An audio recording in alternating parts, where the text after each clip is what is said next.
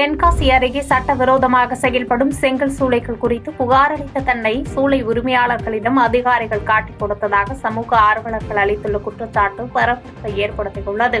தென்காசி மாவட்டம் சிவகிரியைச் சேர்ந்தவர் கார்த்திக். சமூக ஆர்வலரான இவர் நாம் தமிழர் கட்சியின் பாசறை ஒருங்கிணைப்பாளராக செயல்பட்டு வருகிறார். இந்நிலையில் சிவகிரி சுற்றுவட்டார பகுதியில் முறைகேடாக செங்கல் சூளை செயல்பட்டு வருவதாக அதிகாரிகளிடம் கார்த்திக் புகார் அளித்துள்ளார். இதுகுறித்து அரசு அதிகாரிகள் நடவடிக்கை எடுக்கப்படவில்லை என்று கூறப்படும் நிலையில் கார்த்திக் நீதிமன்றத்தை நாடியுள்ளார்.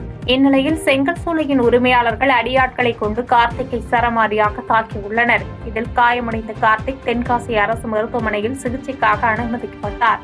இதுகுறித்து பேசிய கார்த்திக், தான் அளித்த புகாரின் ரகசியங்களை காக்காமல் அரசு அதிகாரிகள் காட்டிக் கொடுத்ததால் தான் சூளை உரிமையாளர்கள் தன்னை தாக்கியதாக குற்றம் சாட்டினார்.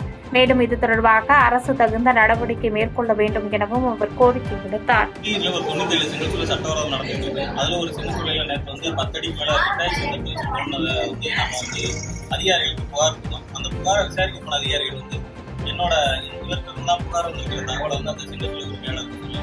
அவர் எம்மளை கொலைவெறி தடுத்து அந்த செங்கல் உரிமையாளர் கஜேந்திரன் விஸ்வநாதபுரி பாகம் 3 வச்சிருக்காரு.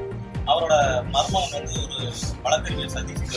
அவங்க 2 பேரும் ஒரு 20 மேற்பட்டவர்களை சிவகிரி பேருந்து நிலையம் முன்பாக நான் நின்றுட்டு இருக்கும்போது நேற்று மாலையில் ஒரு 7:30 மணிலேருந்து 8 மணிக்குள்ள சுற்றி ஒரு 20 பேரை கொண்டு 1 மணி நேரம் 20 பேரை தொடர்ச்சியாக தாக்குனாங்க. அங்கே யாருமே அதை தடுக்க முயற்சி பண்ணல. என்னோட நான் என் வீட்டை நோக்கி ஓடும்போது என் தெருவில் இருந்து 2-3 பேர் தான் தடுத்து நிறுத்திருக்காங்க. இப்போ இந்த மாதிரி சமூக ஆர்வலர்களுக்கு தொடர்ச்சியாக அச்சுறுத்தல் நடந்துட்டு இருக்கு. பார்த்தீங்கன்னா புதுக்கோட்டையில் கூட ஜவஹர்லிங்கில் ஒருத்தவரை கொலை பண்ணிட்டாங்க.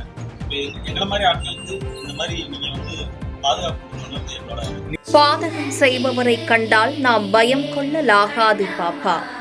மோதி மிதித்து விடு பாப்பா, அவர் முகத்தில் உமிழ்ந்து விடு பாப்பா. அண்மை செய்திகளை உடனுக்குடன் தெரிந்து கொள்ள இணைந்திருங்கள் எம் நாடு தொலைக்காட்சியுடன்.